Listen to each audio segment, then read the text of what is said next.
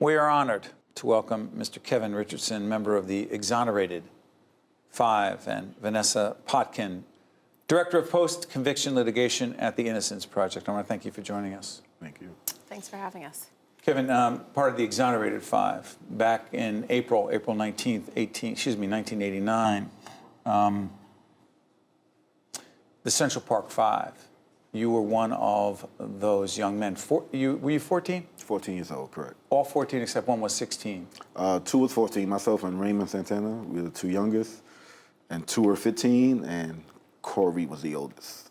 So I was telling you before we got on the air here that I was watching a Netflix special. And by the way, the show that people should watch, the series is When They See Us, is a 4-part miniseries on Netflix. Check it out. But I was watching Oprah Winfrey interview you and your brothers. Talking about that experience, and it was a powerful one. But I'm going to ask you, what is the most important message for people to understand that you and your colleagues, you and your friends spent a lot of time in jail? Your innocence was taken away, 14, 15, 16 years of age. How many years did you serve? I served 7 years in prison. Where? I started off in the juvenile facility because I was 16 when I actually went into prison. Then I got transferred as an adult to the adult prison at 21. Then I did the last 3 years there. So it was all everywhere, actually. I want people to understand this. There were a lot of people at the time in '89, including our president, Donald Trump, who was a private citizen at the time. He took out a full-page ad. Newspapers in New York. He called for the death penalty for all five.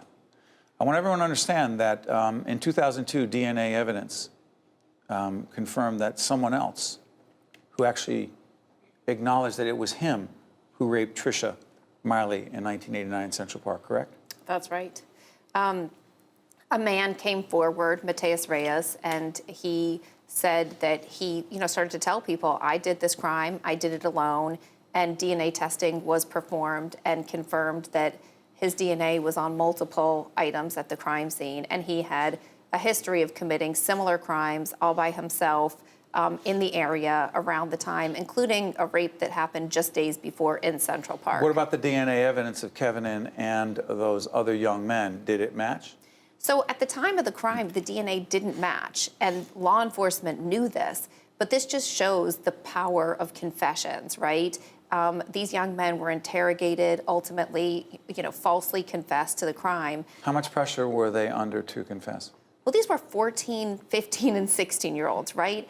And, what people don't realize is that it's perfectly legal in the United States to lie, for the police to lie when they're interrogating a suspect.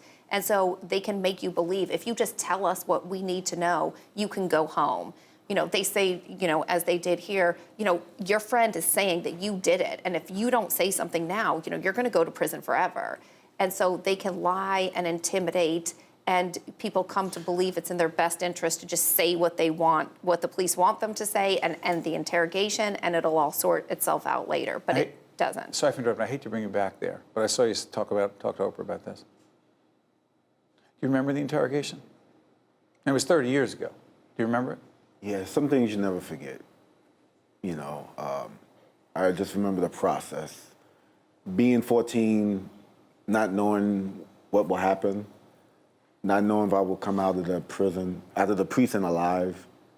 At that age, you're just concerned about just being home, back with your family, and to be there under 3 days of interrogation without food, without water, without proper attention from your parents.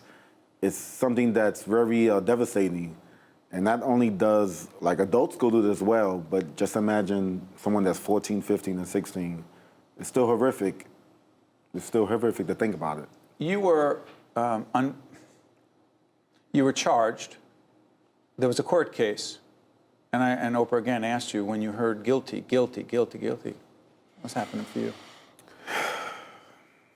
When I heard guilty, I remember I was charged with 13 counts. After the first count, I started to phase out, felt like I was gonna pass out because I just heard guilty, one by one, 13 times. And I just thought to myself, why is this happening? It was, it was clear that we were not guilty. But at the time, at 14, I didn't understand why it was happening. Was the prosecutor driving this? Well, I think it was law enforcement, it was police, it was prosecutors. You know, really the prosecutor has an obligation. You know, there were huge discrepancies in the statements, right, with the known facts of the crime. And anybody who took a step back and said, hey, let's really, you know, suss this out. Let's put this to the test. This isn't making sense here, right? Each person is, you know, giving a statement implicating the other, and they're all conflicting with each other. But there was How were they convicted? Well, there was a real thirst to solve the crime. And at the end of the day, it's very hard for people to understand that false confessions occur. And so once there's a confession in a case, it all but equates with a guilty verdict, even in the face of exculpatory DNA, right? So it took for the DNA to be matched to the true assailant for them to be ultimately exonerated. But in the meantime, what was taken away from you?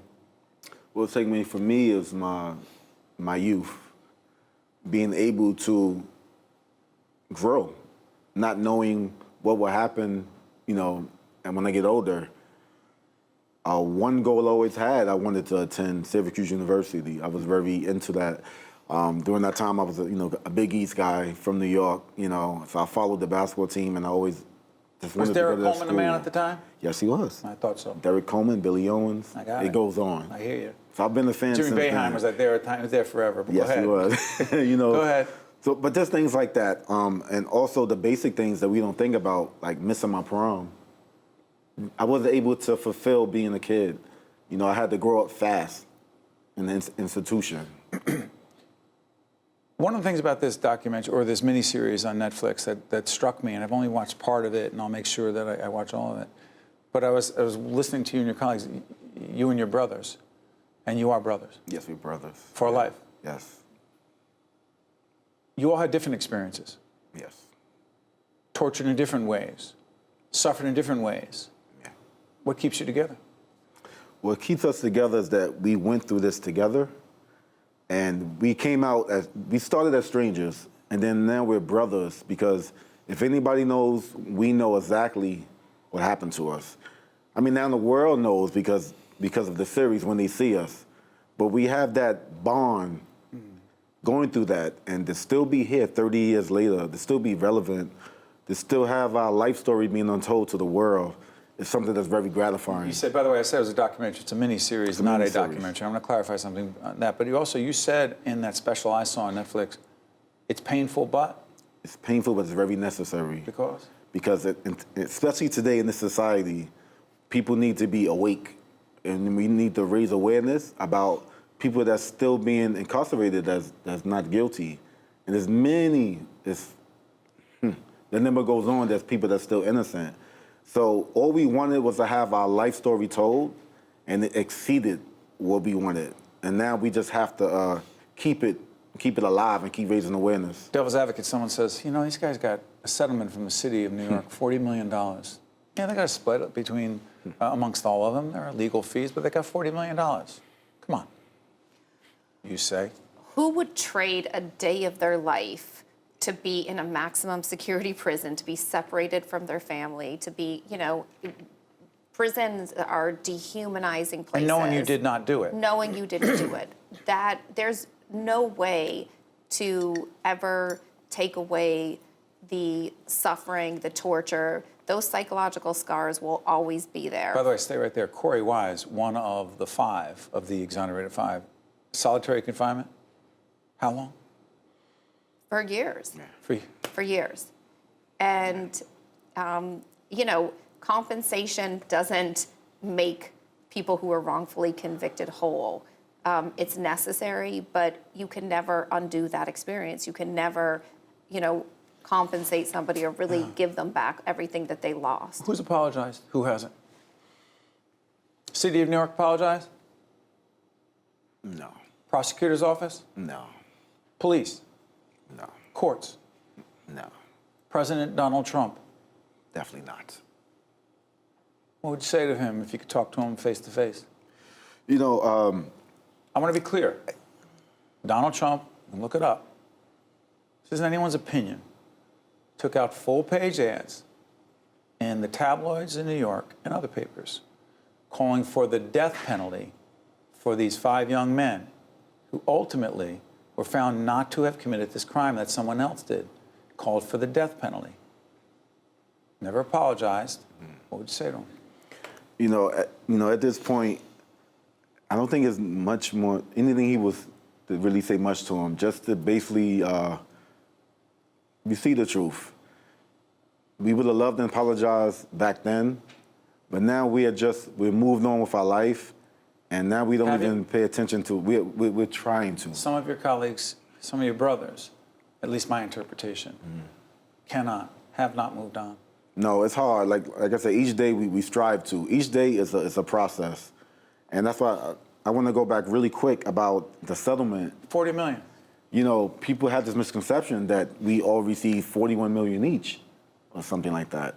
Now, when you break it up 5 different ways with lawyer fees, family, it doesn't amount to too much. Now, we are definitely able to take care of our family, and I'm happy to do that as a man, to take care of my kids, but that does not take away the time that happened to us. We will easily trade that in. We can't get back those years that we lost, those years that's precious.